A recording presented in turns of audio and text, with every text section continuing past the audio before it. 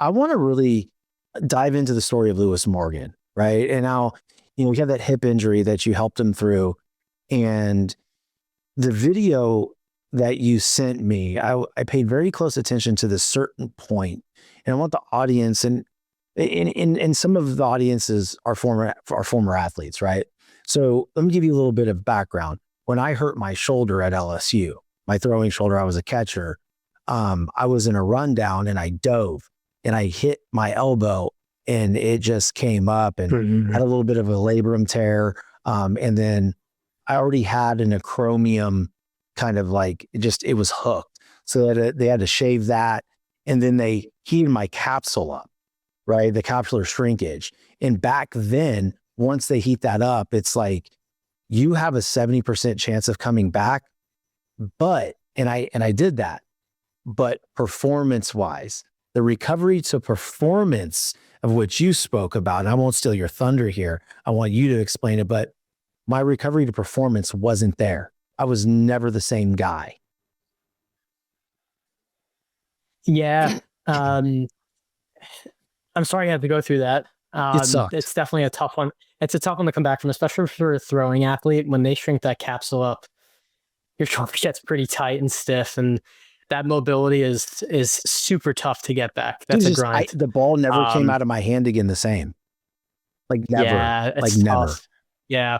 Yeah. So I guess to define what those two things are, return to play is defined as, right, something happens and you're able to step back onto the field or the court or the ice or whatever your playing surface is in your sport in competition. But there's a difference between just getting back to being safe to play, because that's kind of what it is in my profession. Is my job is to make sure athletes are safe to get back on the field.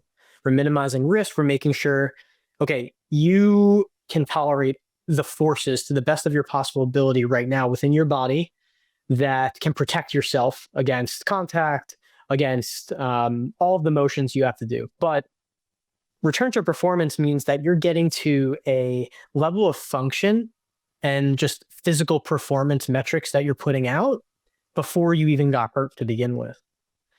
So you're getting back to a level of, let's say you're a top 10 player in the league. We're getting you back to that top 10 level, not just to a level of, hey, this is a professional athlete getting back on the field, or an athlete in general getting back on the field.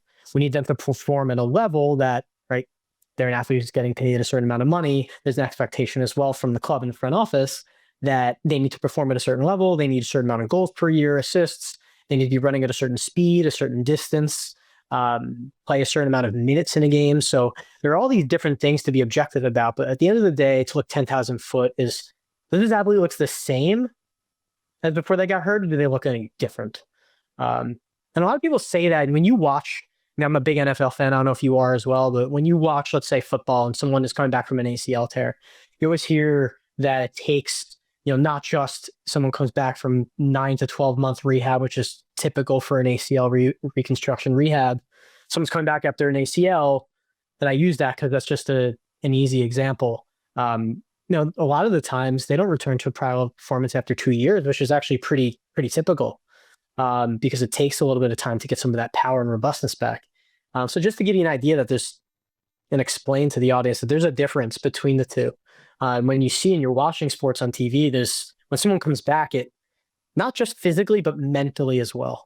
And I brought up mentally several times, and this emotionally as well. It's not easy. I mean, you went through a surgery, you were used to playing at a certain level, and you said you never got back to a certain point that you wanted to go to. And I'm sure that was hell frustrating. So it lives in these people too, especially some of the top players in the world. And that's tough. That's tough. For me, and I want to touch on this too, because a lot of the athlete recovery, there's even someone that is, in their 40s that used to be an athlete, but is wanting to still train. And when injuries happen and you're not able to move or do the things that you used to be able to do, even on a broader and in a bigger, more pinpointed scale with these athletes, when they don't come back, to that level of performance, it can really impact their mental health, man. How do you work with them through that? Because not just the return to play or return to performance, but the initial, like, let's use Lewis Morgan as an example. I mean, for months, this guy would, you know, be injured and try to come back and injure it again. There's a big mental issue that can happen with athletes there, you know, because their worth is tied to how they perform. So how did you work with Lewis on that? And what are some of the things that he did to come back mentally strong as well as physically?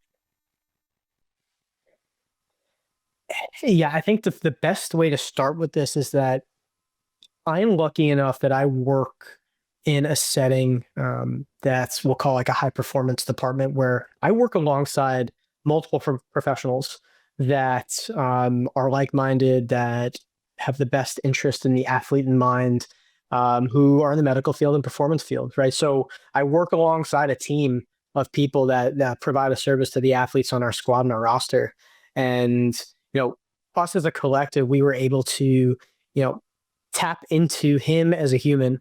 We have performance therapists, we have, or rather say, mental performance therapists, we have athletic trainers on staff, we have performance coaches on staff, dietitians on staff. So we have this conglomerate of professionals that we all trust each other's expertise to support the athlete in the best way possible. And I think that's number one. That's the biggest thing to highlight, is that this is a team effort. Um, so us together are able to,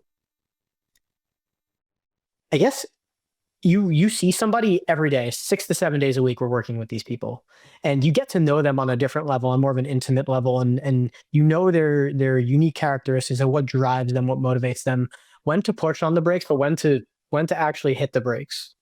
I'm sorry, when to push on the gas, when to hit the brakes, and when to slow down at a day. And I mentioned this before, like, we're all people. If you got into a fight with your girlfriend the night before or your wife and you're not feeling it today, recovery is, let's say you have a 6 month recovery. That's a decent window where you have a lot of time to play with and to schedule things. So if you're not feeling it for that day, let's maximize, because you have to be there mentally to be able to attack that day and get the most out of it. So if you're not there that day, then that's fine. We pivot and we reschedule things, and you listen to the athlete, because the athlete, just as much as myself or some of the other people I work with, they're they drive the shit, right? They drive the car, right? This is their body, their livelihood, they're professional. We're there to support them. So, they're essentially running the show as well. So they're such a huge integral part to this. And for however hard this is, it's building that trust in the beginning for them to trust you and to tell you when they're feeling it, when they're not feeling it, when they're struggling with things. And I think that's the most important thing, is just connecting with the human in front of you.